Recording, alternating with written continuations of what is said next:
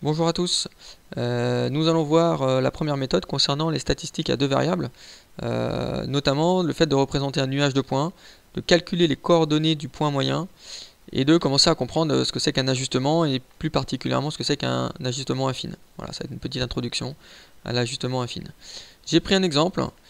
Chaque année, une association organise une tombola. Elle achète un certain nombre de lots puis vend des billets de tombola par carnet de 10. Donc vous avez dans le tableau les 8 dernières années de tombola. Organisé par l'association. Donc la première colonne, l'association avait prévu 38 lots. Il y a eu 69 carnets de 10 tickets qui ont été vendus. Une deuxième année, il y en a eu 26 lots de prévus, 64 carnets de 10, etc. Donc vous avez 8 colonnes, donc voilà, les 8 dernières années des tombolas, les 8 dernières tombolas qui ont été organisées. On va représenter cette série sous forme d'un nuage de points, c'est la première question, dans un repère orthonormé. Donc là, l'objectif, c'est de se dire, bah tiens, en x, je vais de combien à combien, et en y, je vais de combien en combien.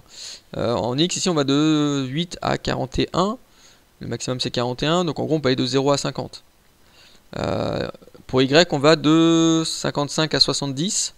Bon, si vraiment on veut faire un repère orthonormé, c'est ce que j'ai fait. On va aller de...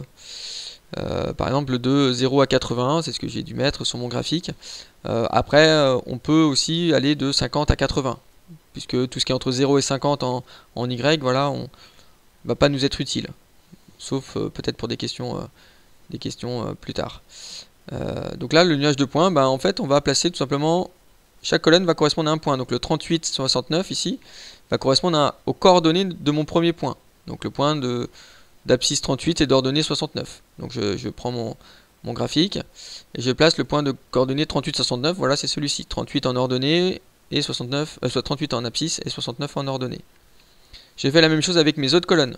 Donc ici on avait 26, 64 pour la deuxième colonne, 26, 64. Je place mon point de coordonnée 26, 64. Et ainsi de suite. Donc j'avais le point de la troisième colonne, j'avais 20 et 60. 20 en x et 60 en ordonnée. 13, 59, 8, 55, 34, 67, 32, 68. Et il nous reste 41, 70. Voilà les 8 points. Ça, c'est ce qu'on appelle un nuage de points. Il ne faut surtout pas les relier entre eux. Voilà, c'est un nuage de points. D'accord ? Il ne faut pas faire des segments entre eux ou autre chose.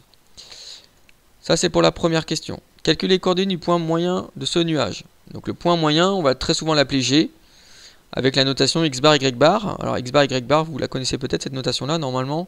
C'est en gros, x bar, c'est la moyenne des x. Donc ici, qu'est-ce que j'ai ? J'ai 8 valeurs en x. Donc je vais faire la moyenne de 38, de 26, de 20, de 13, etc.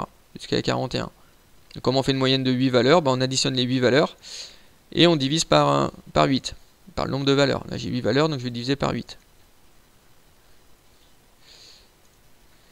Donc j'obtiens 26,5. Ça c'est la moyenne des x. Je fais le même principe pour les y. Donc j'ai mes 8 valeurs, 69, 64, etc. jusqu'à 70.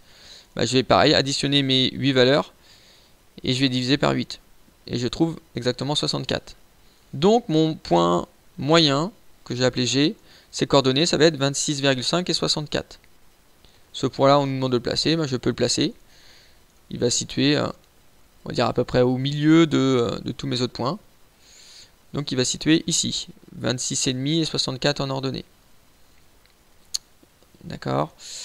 Voilà pour les deux premières questions. Quelle forme présente le nuage de points ?